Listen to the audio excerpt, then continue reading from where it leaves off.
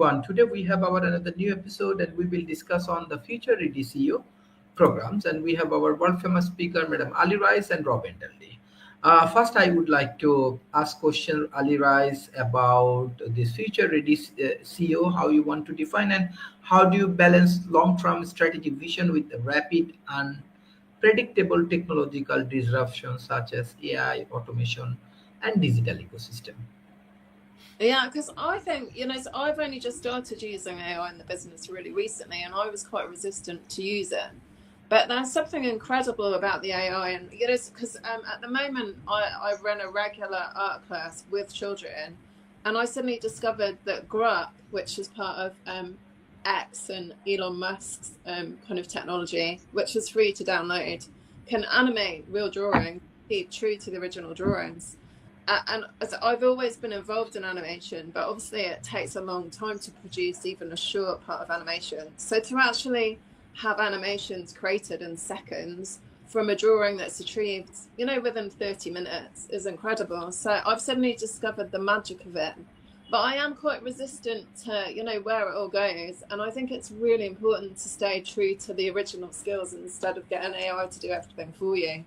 So, there's kind of a moral compass that I still think that transfer of skills and embedding practice is really important. So I think it's really cool to equip in the process, but I don't think it's necessarily great to do it for you. And essentially, I know that for some people, kind of access to kind of creativity isn't necessarily there. But I think for those, especially for young people, I think it's kind of just enhancing those skills is really cool. But I think it's lazy and kind of means that you diminish the skills that are potentially there if you don't use them. So I think the thing is that it's a great tool to have, but I still think, same as, writing something, I think the ability to write is a key skill and should be encouraged as opposed to just relying on ChatGPT to do everything for you. So I think the thing is that I think it's great if it's a tool that quickens the process. But if you just utilize it so it does it all for you and you're not actually using critical thinking or any ability that I just think it's frustratingly, one of my friends is a professor of English and she lives in Moscow, and one of the things that drives her crazy is students that do assignments through AI.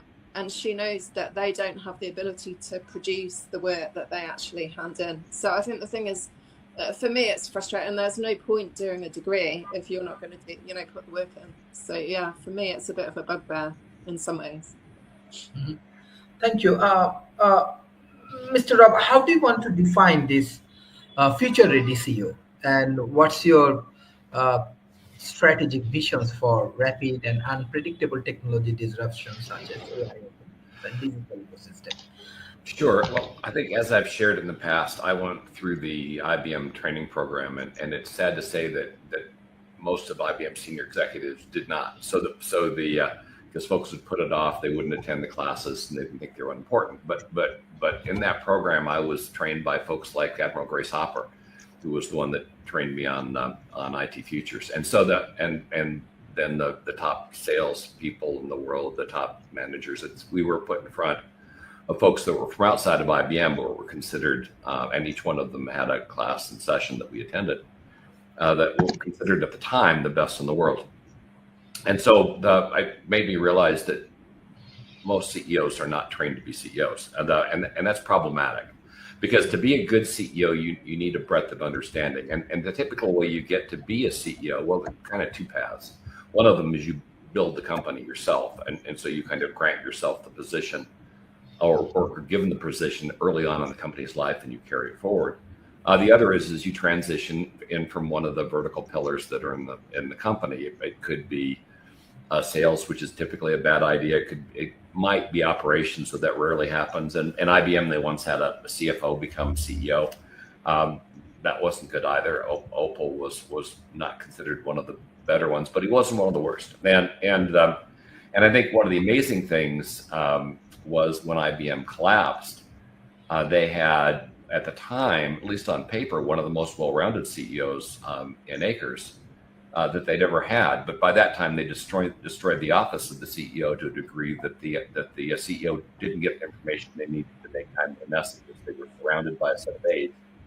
They tell the CEO what the CEO wanted to hear, but not what they needed to hear. So bad news was avoided, good news was provided, and so Akers was completely unaware that the company was riddled with problems that needed to be corrected until those problems cost him his job. And it really wasn't. I mean, I would argue it wasn't his fault. He was put in a position that nobody could have won in. And so when we talk about a CEO and strategy and an uncertain future, first you've got to have a strategy.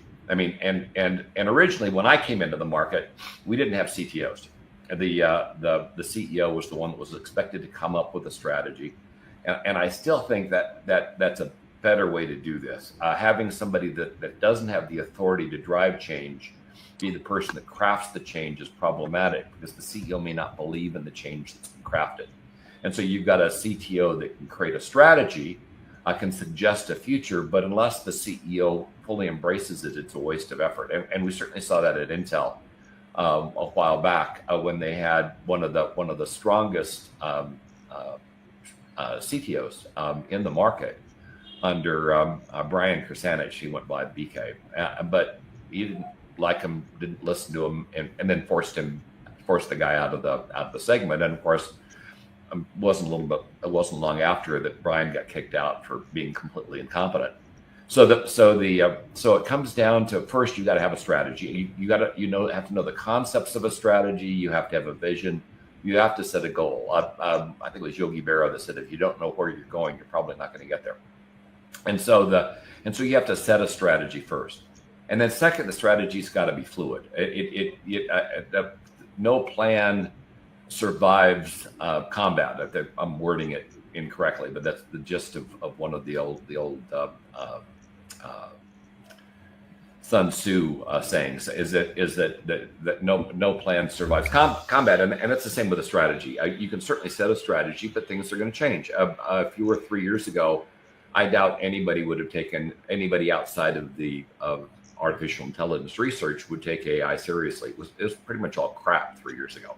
Not performant, not capable. The things we were calling AI, things like Siri, were basically text-to-speech converters pulling from the web. They weren't smart. They weren't intelligent, artificial or not. They weren't. But that's what we were looking at for artificial intelligence. And in the last 3 years, in fact, I would argue, in the last 18 months, AI has advanced to the point that in a number of areas it's actually performant and extremely so. But it's also failing at a rate that's greater than 90% if you look across the ecosystem. So that tells me you've got a tool that does work, but you've got a lot of people in critical positions that have no clue what its strengths or weaknesses are, and the end result is failure. And so you're a CEO, you've got a strategy, you know where you want to go, but the underlying foundations of how you're going to get there, your plan to achieve that strategic goal, has got to change, because the fundamental elements that surround it, the tools you're going to use have changed, the partners you might have are going to change.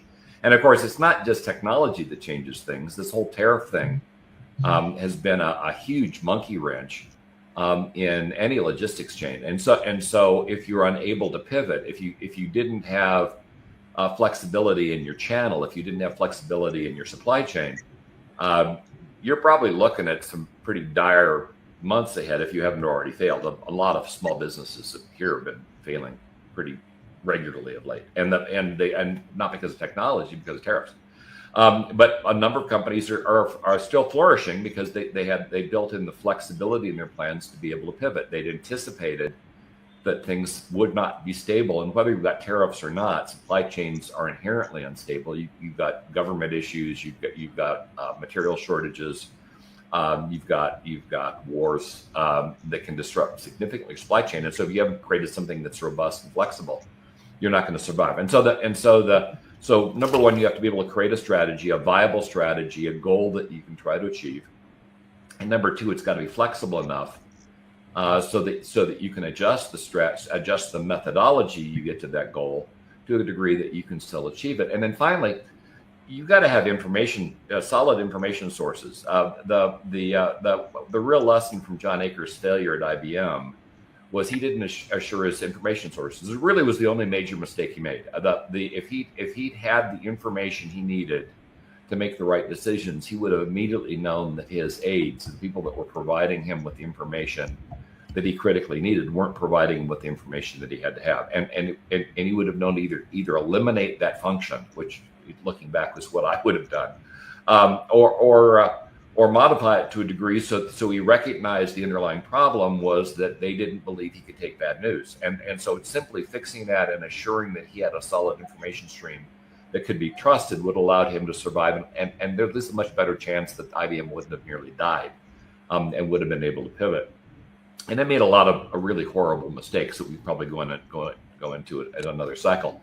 But in the end, if you can't create a strategy and you're not flexible, you are not going to survive in any age, particularly one that is changing as rapidly as this one. So that, I think, kind of addresses the initial question, and I'll pass on to David. Thank you. Thank you, Mr. Khondokar, for joining today's sessions.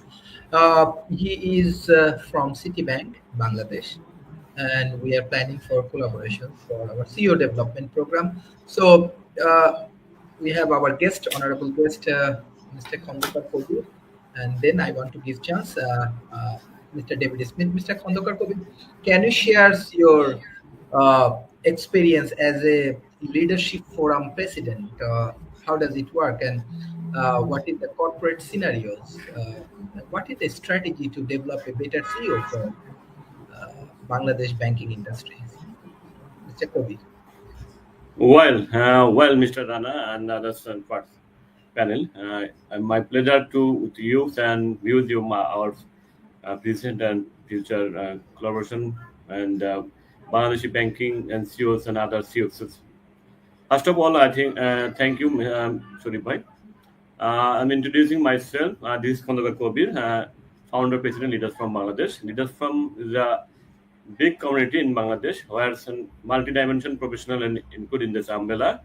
More or less 5,000 professionals injected in last 5 years.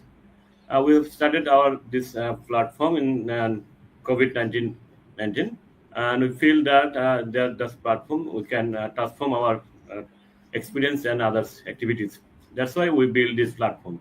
And last 5 years, we have done a 4th big summit in 5-star hotel in Bangladesh, as well as I was work HSBC Bank, Standard Bank, and the Bragg Bank, and now I'm working in the Citibank.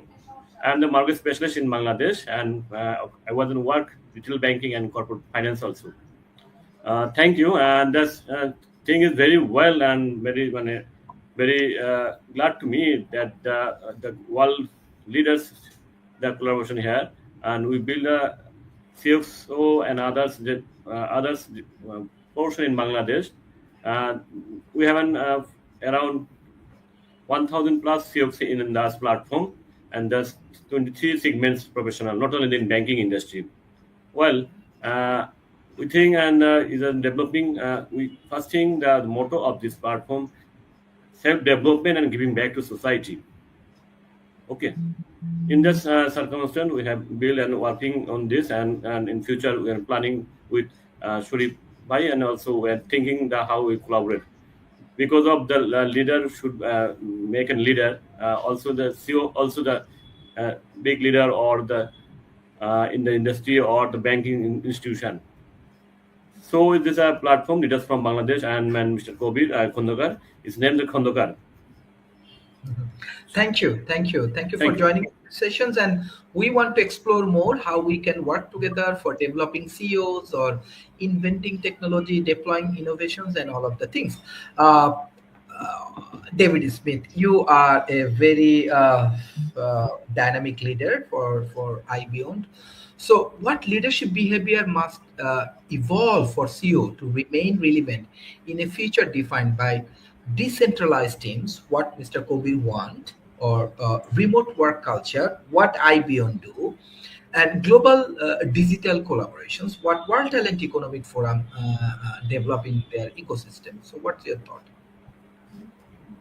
Well, you're 100% right if you look at the different approaches going through there, because modern CEOs must embody really visionary leadership. They have to drive today digital transformation, and they must drive that digital transformation at a very accelerated pace. They have to really cultivate not just a strategic advantage, but strategic agility. When Rob was talking about the leadership at IBM, that was one of the places where I saw failures in leadership at IBM was in agility. They were stuck there. And Rob used a couple of analogies. I'm going to use one I love to use. And Dr. Streiff, the question I love to ask leadership is, do they know why the windshield on a car is bigger than the rear view mirror and the rear window in the car? And the answer is, it's actually from a leadership, from a CEO's perspective. It's more important to know where you're going than where you've been. Or as Gordie Howe says, the hockey player is, I don't go to where the puck is, I go to where the puck is going to be. And as a CEO, that is a critical skill to be successful there. And the other place where today's CEOs is different than some of the CEO functions in the past, and why their leadership behavior must change, is their role has shifted from being an operational oversight to being the architecture of organizational innovation, of organizational resilience, of prioritizing talent development is part of what a CEO has to do today. So really, as part of your question, how the leadership behaviors must evolve, they must evolve from traditional transformational. They're reimagining the business model around data, around artificial intelligence, around future systems and future ecosystems. They have to balance imagination, innovation with execution, and foster a culture within their company that is much more important than it had in past. And then they have to do the stakeholder analysis, stakeholder alignment to really get there, to be able to function in a way that makes sense. Because they have to be a catalyst now than just an operational leader. And one of the places that I find very interesting, and I almost want to see Rob's face as I get to say this comment, is your new CEO with the leadership behavior you're asking about there. They have to really be the one to say that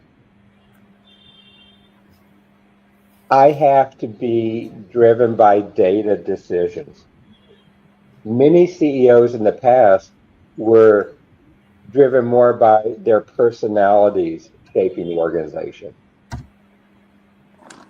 And today's CEOs have to become more data driven. You know, we've talked on your program a lot of things like digital twins, which if I was a CEO today, boy, I would be using digital twins as part of my leadership approach and working there.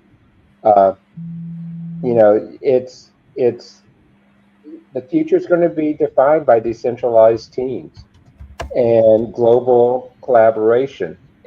But the goal is not new, but the way it's being done now is new, that the leadership, the CEO has to adapt to. In the past, you had global collaboration, but it was not a converged collaboration. It was very explicit. It was very targeted. I wanted to collaborate with someone on this particular element. I wanted to collaborate, if I was IBM, with Siemens on part of their infrastructure program, their power systems and things. I wanted to collaborate with a Cisco on part of their network gear to help enable my operations. But today you have to go beyond that and look at how, because of not only vertical convergence, but horizontal convergence for a CEO, that whole surface plane has changed dramatically going there. And so the movement from command and control to being distributed orchestrators who lead through the clarity of their vision, the clarity of their purpose, the clarity of their empowerment has to be one leadership areas that today's CEOs must embrace. And they need to learn how to do this with their presence at a distance. Because as your question asks, so much of this is going to be remote teams, distributed, non-centralized teams. So you have to look at how do you do this about intentional communications. So the CEO today has to have a much broader approach. In the past, you would have all-hands meetings. You would have notes coming out of the office of the CEO. And I personally believe today you're going to have an office of the CEO and not just the CEO. But they need to show up regularly in synchronous and asynchronous channels, video updates, all hands, internal social platforms, regional meetings, others like that to reinforce direction. You know, in the past, many in hallways in corporate headquarters, but with the new approaches, as you asked in your question, of really decentralized teams, remote work culture, and digital global communications, you've got to work in this new way of leading through presence at a distance. And the final one, I think that the big leadership change is that you have to architect the culture, not just architect the structure of the company. You've got to architect the culture. And one of the ways you do this is promoting and demonstrating and deploying continuous learning and an adaptive mindset. And the view of how I think the world is going, that continuous learning is so very important today. But I hope I didn't go too far, Dr. Sharif, but these are some of the elements I really think are necessary. And you do have to be future facing to be a new CEO today. Yeah, excellent. Mr. David Smith, Jiri, as you are from Europe and you are also running a entrepreneurial ecosystem and startup ecosystem. So my questions, the same things, how do you build an organizational culture that embraces experimentations, innovation, failure tolerance while still maintaining operational efficiency? Hello, everybody. Good greetings from the Plzeň, Czech Republic. I would like to contribute to the discussion by quoting a couple of inspirational quotes from the book Leadership Strategies for New Age from John Hyder. Thank you for this possibility to quote. And he's asking, which principles do you use in your leadership? Yes, and I would like to, despite the fact that I would like to use AI as a helper, I would like also to stay human. So these quotes, which I will share now, these are from the human perspective, not AI. But I believe that there could be find some collaboration with AI in the future. But at this moment, I'm using these human that your job is to support and illuminate what is happening and how it is happening, process what I should do, and the principle how things are happening. Says Mr. Hyder in his book, the leader's job is to be aware of the process of the group members. The need of the group members is for somebody to accept them and for somebody to pay attention to them. And these kind of principles I'm trying to implement inside my communities. At this moment, I have a small community of 10,000 CEOs in the Czech Republic. So you are welcome to connect with me and share the connection from the Czech Republic. And now I would like to give you space back, Mr. Sharif. Thank you very much for giving me. Thank you.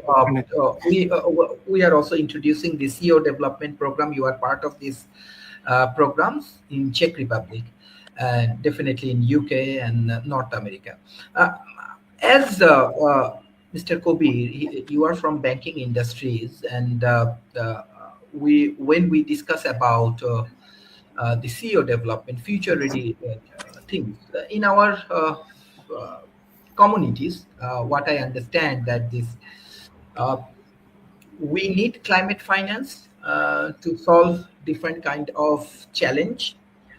We need available fund. On the other hand, Islamic finance also very popular as people respect this Islamic finance. So, what's your thoughts about what we see? That do you introduce blockchain in the banking system, artificial intelligence for carbon credit trading, zakat, green sukuk, or Wakfa management, or how to make a smart contract based on compliance and transparency in between the banking system? Because when we discuss about CEO, finance is very, very important.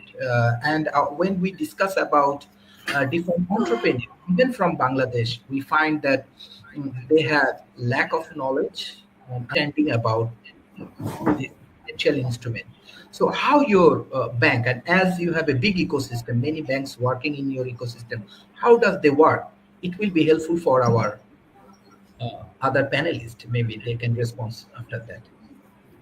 Well, Dr. Sharif, in the ecosystem in Leaders Forum and as well as my personal leadership in Bangladesh and in banking industry as well as.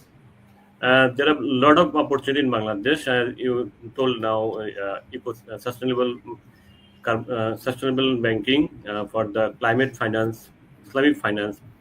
I think Islamic finance is growing in Bangladesh industry and banking industry because of after COVID, it would be the very preciously taking all of the bank. You know, the banking industry, the Islamic bank in Bangladesh, but not only the Islamic bank, most of the private commercial bank is doing their windows in Islamic area. So that is based on the AI on the in future planning of the industry grow by the banking industry. You know, all the industry grow by the bank, so that we can echo with the Islamic finance division. Already I have told some few of banks Islamic division heads and others officials, but we have to echo them very preciously and world standard way. So I hope that they have the opportunity to system development for the CEO development area and then the financing area and carbon credit also, as well as the running area in Bangladesh and a big area in Bangladesh, and so that bank can do the areas and support by the bank, we can collaborate our ecosystem CEO development program as well as. Well, thank you. Thank you. Well, we innovating technologies and solution, and we go for research, and that's why I come to Bangladesh doing deep research. Mr. David Smith, as you're working with IBM, so what do you think? How banking system can be benefited, and CEO especially can be benefited through this kind of financial instrument, through blockchain technology or artificial intelligence? Then I come to Mr. Rob. From my perspective, banking technology today is at an inflection point. It's moving to a more global platform. We're seeing systems of the past which need to be probably thrown away and replaced. For example, the SWIFT network for settlements between banks, because we're looking at many new types of digital currency. We're looking at ways where some of the regulatory impacts, particularly around nation sovereignties, around privacy concerns for individuals and others, that are making many of the traditional banking processes obsolete, really is the best way to put it. You really need to also look at how to use more of the innovative technology to open more possibilities to improve banking regulations and banking supervision, because you're going to do it because finance today is, and banking is all about data. how to make more, better, faster business decisions. And the fact that we need to understand today, in particular, more in the past, is there's more opportunity for negative outcomes. You need to understand that there's going to be zero-sum processes put in place there.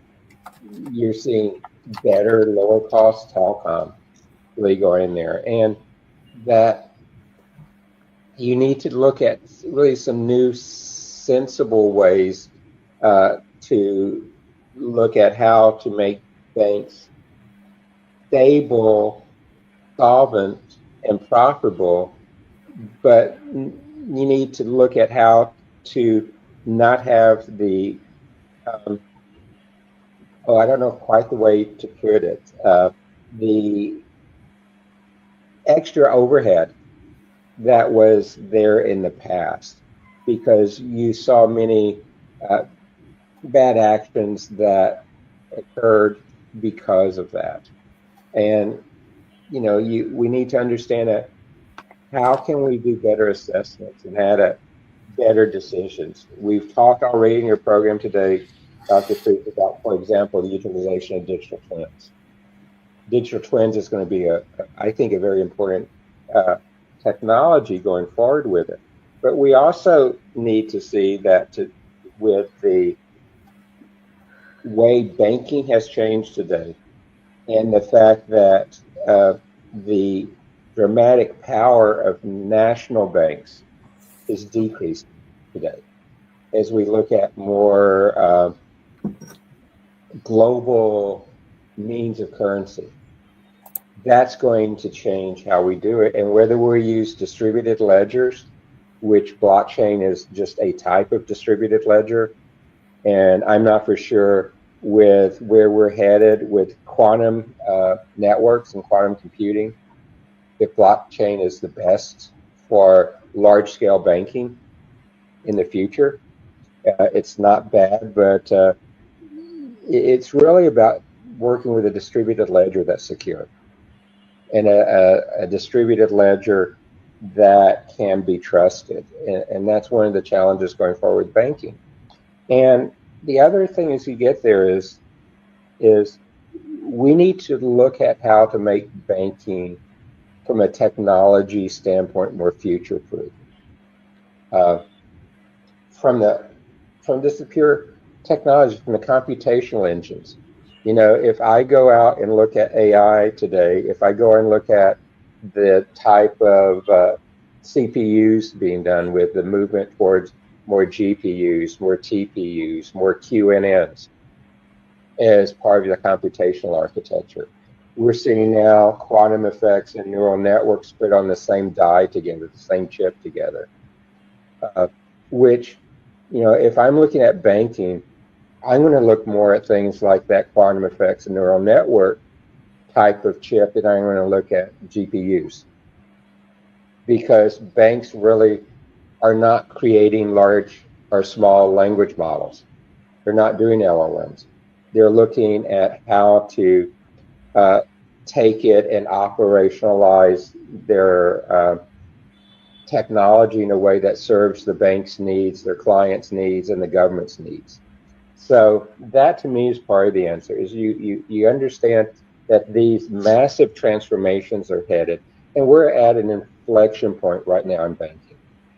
We're at an inflection. We look at the rise of more digital currencies, as we look at the rise of how do we look at what is going to be the successor to the SWIFT network for settlements.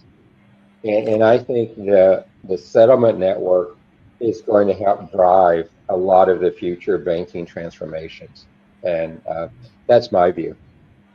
Thank you. Mr. Rob, we have our audience for today's Dan. So his questions, I want to ask you, how can CEOs take their organizations into the cooperative sphere? Well, by their very nature, corporations have to be cooperative. The fact that they're a corporation would I don't believe you can be a corporation and not be cooperative, because you can't really do it all yourself. And at the very least, even if you're a large major corporation like Ford or General Motors, that you're gonna have to cooperate with the folks that are putting in place the regulations, putting in place the controls, and certainly you're gonna have to cooperate with the companies that are doing things that you don't do, because no company does everything anymore. So when he says sphere of cooperation, I'm assuming he means corporation to corporation, maybe cooperation instead of competition. And there lays an interesting problem. So how do you and that goes back to my experience with standards. And my early training with standards is my manager took me aside and I said, okay, so the goal is we're going to move the technology forward. He says, no. Your goal in working with a standards body is to make sure no competitor gets an advantage that we don't have. So invariably, we're not going in a collaborative fashion. We're going to make sure everybody's going into one of these efforts, at least from the standpoint if you're executive backed, not to move the technology forward, but to make damn sure that no other company gains that advantage over you in the process. And that's problematic when you're trying to get stuff done. It puts in place a massive amount of distrust. And now, I will point out that often the rank and file will not follow these directives, which is one of the reasons we actually get stuff done. I recall when Microsoft and Oracle were trying to deal with customer problems. Microsoft was actually, at that particular point in time, was actually pretty good at trying to get cooperation to get it done. That they were smaller when this story I'm telling you was created. But Larry Ellison was saying, yeah, if you cooperate with Microsoft, you're going to be fired. And what happened was, though, is the Oracle engineers said, no, we got to take care of our customers, and we got to get this done. And so they under the table they cooperated, and they were able to work with Microsoft and get stuff done, and made sure all those efforts were invisible to Larry Ellison, so they'd get their asses handed to them. So when you look at, if you really want companies to cooperate, then you really have to foster an environment where the customer truly does come first. The customers want companies to cooperate. They could give a crap about competition between firms. They just want stuff to work. They want interoperability. They want flexibility. They want choice. Now, the funny thing is, and one of the most interesting lessons that I can convey is in the late 90s, Microsoft wasn't much about cooperating either. And the EU stepped up. European Commission actually came in and said, you will cooperate. You're going to open up your interfaces. And if you don't open up your interfaces, we are going to fine you millions of dollars a day. And I don't care how big you are, there are fines that can bring you to your knees. And this fine was pretty much doing it. It suddenly became material. And so they said, okay, I guess we're going to do this. And I met with the team, the executive team that was doing this, and they said, but we got this. They're going to say we're going to provide our interfaces. We're going to charge those companies so much to get access to those interfaces that it'll just never work. And I looked at them and said, do you really think the folks that are providing the regulations and directives are this stupid? I mean, what do you think they're going to do when you do that? And they went back and rethought the whole thing, and then they embraced it, because they recognized that the blowback for what it was they were going to do was going to be so severe that it was going to make the overall. I mean, they're probably going to lose their jobs. So to their credit, they pivoted, and Microsoft, seemingly almost overnight, though it took a while, became much more cooperative. And if you look back, that was a growth spurt for them. It actually worked for them, because suddenly their customers appreciated what it was they were doing, and the kind of resistance that was in place from a niche operating system into a major player was gone, and those very actions kept Linux from going to actually fully displace them, which you could have done. That Linux was a customer-driven effort, largely focused on destroying Microsoft. There was an old saying that says if you want to get stuff done, use BSD Unix, and if you wanted to go after Microsoft, you got Linux, and it really was designed to be a Microsoft destroyer. And if Microsoft hadn't pivoted, I think it would have been successful. So a heavy focus on customer needs and wants, and it goes back to, I think, what David was also saying with regard to making sure that you have an information and data culture, because there's a tendency out there to only look at, it's called confirmation bias, that only look at the things that agree with the opinions that you already have. And confirmation bias is a company killer. because you simply won't see what you need to see, and the pitfalls that are coming up. It's not that they're invisible. It's just that you will refuse to see them, which is even more problematic. And so you have to be willing to look at the world as it is and make your decisions based on facts, not based on wishes and hopes. You have to be well grounded. Now, when we talked, you were talking about banking before, and I got to work with the banking industry quite a bit when I was with IBM, and I would, if I were going to make a prediction about the banking industry, I would say somewhere between 80 and 95% of the banks that exist today will be gone by 2035, and I'll tell you why. Because they when it comes to technology advancement, banks are Luddites, and there's a reason for that. They have to be very conservative. A bank that's on the cutting edge of technology, it's probably a bank that's not going to be around long. It's people when they put their money in banks or use banks for investments, they want stability. They don't want massive amounts of change, but there has to be balance.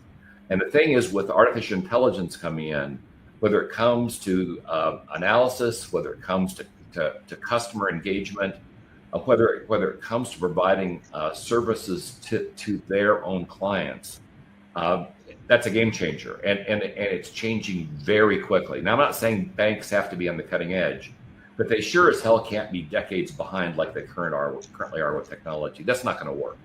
And so we're going to see an uprising of financial institutions. We may call them banks, we might call them something else, that I believe will displace most of the banks out there, and only the ones that see this soon enough and pivot fast enough will be able to survive the wave. And by the way, banking isn't alone. I would argue that the transportation industry, medical industry, I don't think there's a single industry that isn't going to go through just a massive amount of failure and churn as we bring this out. Because in effect, this technology is coming in and it's changing the fundamentals of work.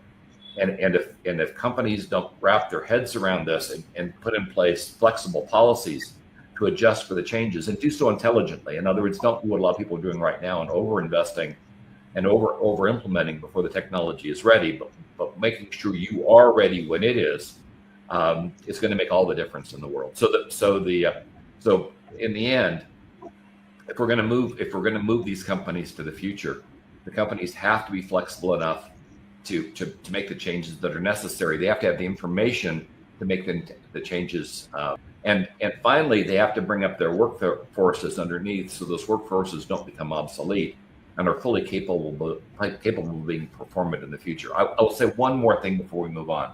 When it comes to CEOs, one of the big problems with CEOs and company failures is the fact they don't take their employees as a priority. They may talk the talk, but they definitely don't walk the walk. If you don't take care of your employees will not take care of you. And in a time of massive change, you need everybody on the same page, going in the same direction. An employee with the kinds of tools we're talking about that goes off the rails can do an incredible amount of damage. A union that's acting against the company with kinds of tools and capabilities right now can bring a company to its knees and put it out of business. You have to have your employees on the same page with you to lead and not manage those employees. And if you're a CEO that doesn't have that leadership skill, that doesn't feel that like they need to take care of their subordinates and their people, you are dead and you just don't know it yet. Mm-hmm. Yeah, thank you. As we, Madam Ali Rice, I want to go for data-driven decision making. I just want to demonstrate our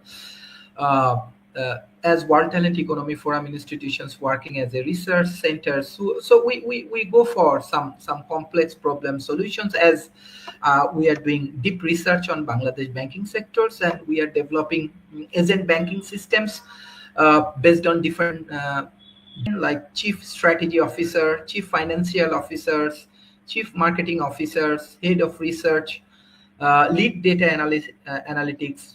We call it Nova Innovation Lead. We call it Customer Success Managers. And each and every departments, like HR department, cybersecurity specialists, legal advisors, we are developing AI agent. This AI agent actually helps the banking system and improve the efficiencies and all of the things. This is the things we are inventing in our research centers. So, Madam Ali Rice, what's your thoughts about this data-driven decision making? How specifically this leadership area, people can take more efficient and effective decisions as a CEO? For me, because I've worked in education, the data-driven decisions actually don't necessarily reflect potential for me. So I know it sounds so for in England you do a SATs test, and the SATs results basically determine what groups your children are put in when they go to secondary school.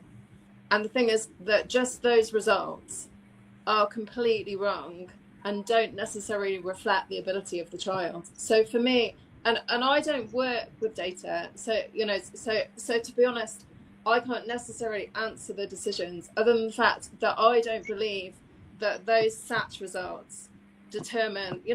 My son ended up getting straight A's for his A levels and his GCSEs, and he knocked everything out of the park. But basically, when he was put into groups, there was question marks over his ability because some of his scores were lower than they should have been. And essentially, he was in a middle school with lots of disruption. So he was actually being affected by the disruption. So I think the thing is that data, big data does have an impact on everything, but it's not the be all and end all of it. And I think the thing is that there are critical decisions that are made that are wrong, that affect children's outcomes, unless they have parents, and support that kind of foundationally gives them the belief that they can achieve. And essentially then what happens is that, the secondary school, that my children go to, claim that they made all the difference when that intelligence and ability was there the whole time, but their data-driven thing was based on just one result in a test before they were even 11. So I think the thing is, for me, data-driven, in education, for me, data actually goes off goes off piece, really, and the fact that that people have breakthroughs. And my son's dyslexic, so he had coping mechanisms that surmounted, and he was given the opportunity to use a word processor because his writing was very difficult. So for me, data-driven, I constantly feel like the cat amongst the pigeons, because I just think that data-driven things don't necessarily determine everything, and there's flaws in the system. And for me, the education system and finance, in 2020, all those systems were broken. And most Western countries are in massive debt. So, the thing is and for me, even finance, isn't money just an IOU? And essentially one of the things that happens is that when we have critical problems and money runs out, it's because everybody starts asking for the money that's owed. And the people that know how to make finance work are the ones that, I read something the other day, apparently Elon Musk doesn't have a salary and he doesn't get taxed on anything because he knows how to work the system. So I think the thing is that in my mind, that, the systems need to change because they're really corrupt, and the people that do well know how to work the system, and the people that don't do so well in the financial system are the ones that don't really understand it. So, so I don't know whether I've even answered it, but I just think that data-driven, as interesting as it is, I don't think necessarily data has positive impacts on real scenarios. I think the thing is that it just looks like it does. And it means that schools, our school is constantly just driven on their results and, and what holistically benefits an individual child. Results aren't the be all and end all of everything. So, and I think the thing is that people that make it, there's lots of people in this country that are, incredible entrepreneurs that had dyslexia and the education system failed them. So essentially, I still think that there needs to be more than that. So yeah, so that's my thoughts.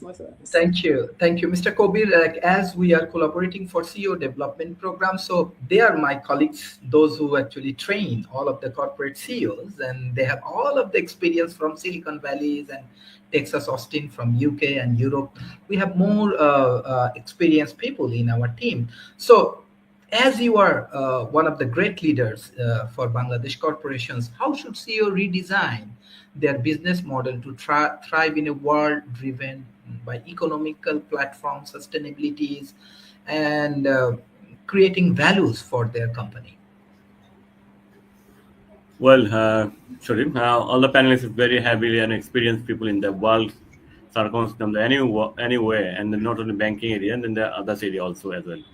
In Bangladesh banking system, and I would say that CEOs should be firstly they have the change their mindset, developing their mindset and the ecosystem with the customer desire and want, and then the collaboration of the Rob already said that the CEOs is one to say, and then your team like to goes this way, same way, and the same thing.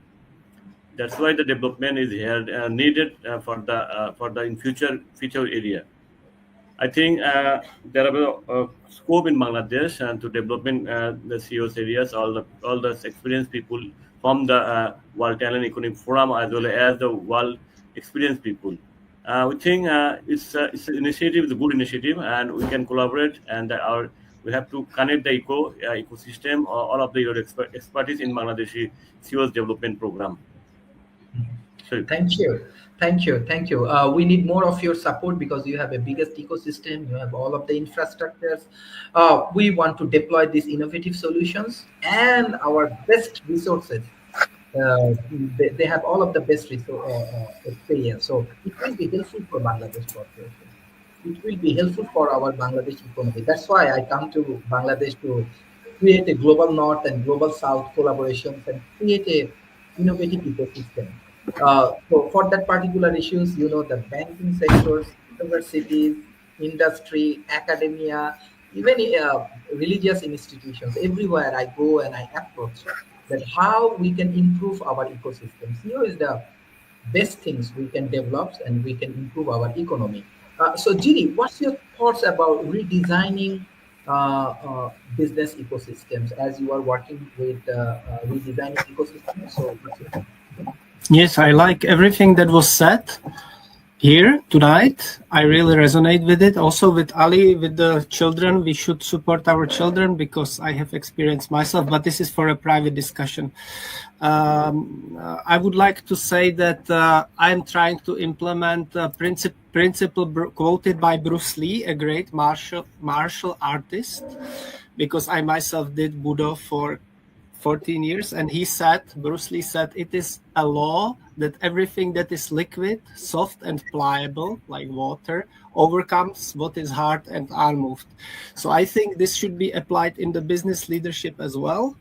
And I strongly believe that principles like this, for example, that the leader's behavior is based on understanding how opposite and cycles work, effective action always seems to be regressive.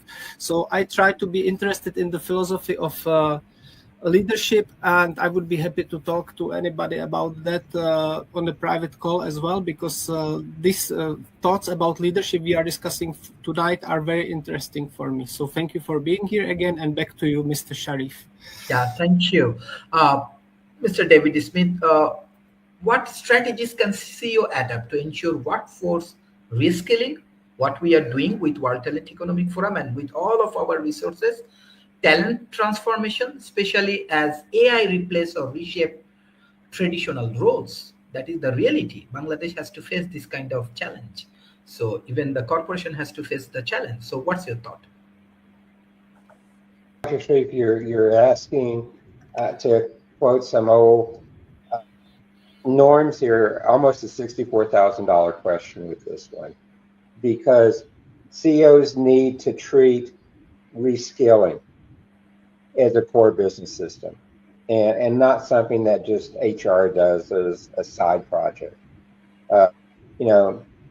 AI is going to define changing work.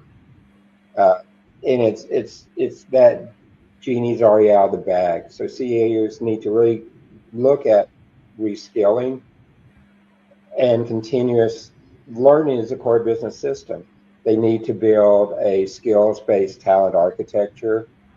And this is going to be painful for many companies, they have to fund large-scale, multi-tiered learning that moves people into redesigned roles rather than just moving them out of the company. which is what we've seen most time in the past when there has been advancements like this. So the strategies need to include things like a clear future-facing workforce planning system. How do they implement AI informed and enhanced skills intelligence? In the past, a lot of learning was not hands-on. As we look at how to work collaboratively with AI and to work collaboratively with understanding that data can be wrong, but how do you work to clean it up and make sure that it's there? Because AI without good data is really putting the foundation on sinking sand. So you have to start with a skills first workforce plan and build a taxonomy of AI use cases and business priorities that drive how you reskill people. And you need to really look at ways to help employees understand that there's new roles.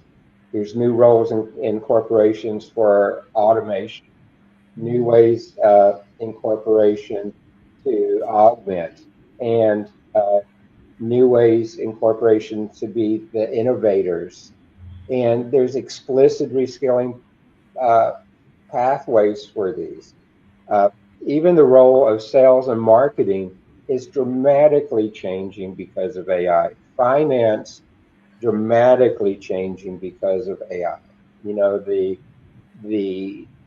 role of accountants is going to be tremendously changed with AR/AP very impacted by AI. So you've got to deliver and build multi-level AI learning pathways that work across all these areas, because each of them need to have a new way to be reskilled. Their work structures need to be redesigned, because often of these, what they've done for the last decade, what they learned in college, is now being outpaced with the rapid growth of AI. So the CEO needs to go back and be that visionary. They need to be that coach. They need to move from oversight to actually leading this reskilling effort, and particularly the transformation, because it's not just replacing traditional roles, and it's not just reshaping the traditional roles. It's creating many new roles and new capabilities, particularly as automation comes in, as we see that building. And even traditional roles that, for example, software development engineers, that is changing so dramatically that many college graduates with new degrees in software engineering are not getting jobs, because what they learn in college is no longer where business is headed.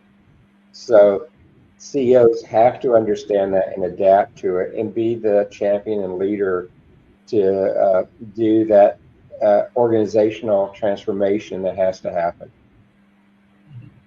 Thank you. Mr. Rob, my last question for you: how can CEO strengthen resilience, both personal and organizational? Okay, well, first I'd like to address what Ali said about being data driven, because I heard it now, and I've run into this an awful lot over the years about the fact that people have an example of where data gathering is done badly, and therefore you can't trust data driven decisions, and I think that's problematic.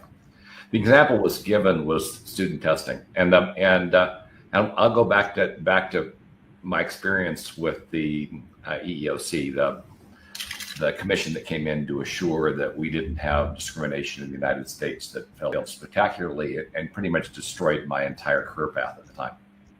See, when I came into business initially, or at least when I went through my undergraduate work, my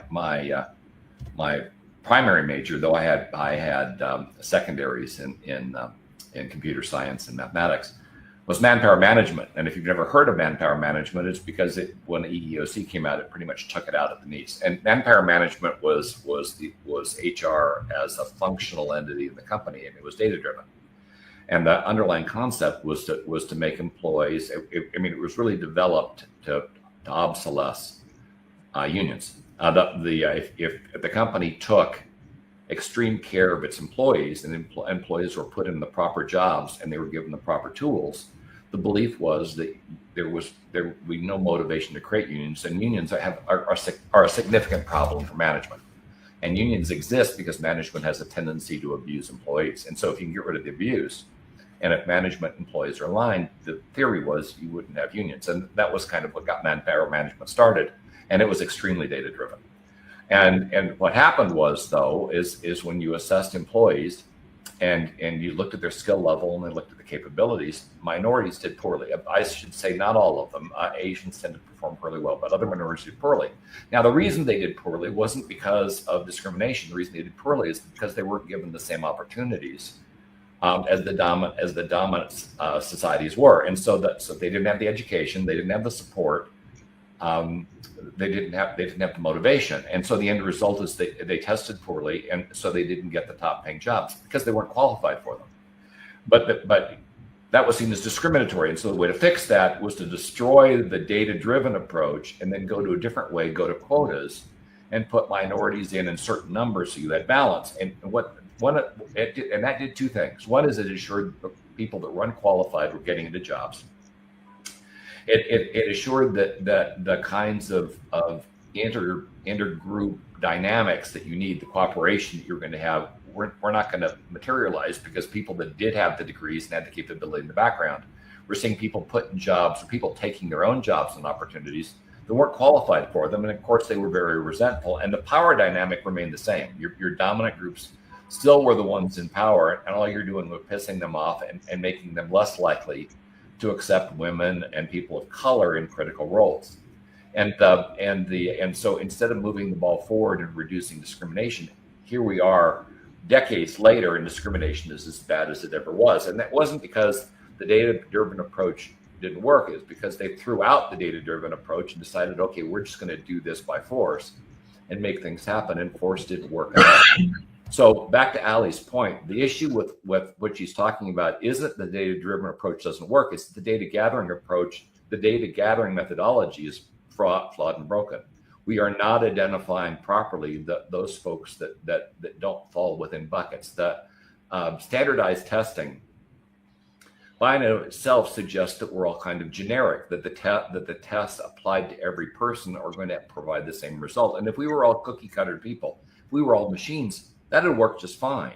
But we're not. People are very different. They have different skills, different capabilities, and different focuses. People that do very poorly, sometimes in very structured areas, can be incredibly creative in other areas. And so the first thing a testing program should do is identify the clear proclivities of the individual child. What are their strengths? What are their weaknesses? What are they going to do well, and what are they not? And then take them down a path that leverages their assets and doesn't pound them over the head for their shortcomings. It's about building the individual, not trying to turn everybody that's a round peg into a square one. It's not force fitting people into a mold. It's finding out what they are and allowing them to develop along their own and allowing them to be all they can be. And that's not what the education system's about.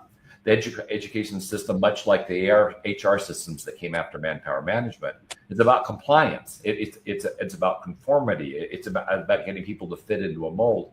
And so the data that they're capturing to make the decisions doesn't address or it doesn't result in the outcome. In fact, they're not capturing the very data they need to make the student successful.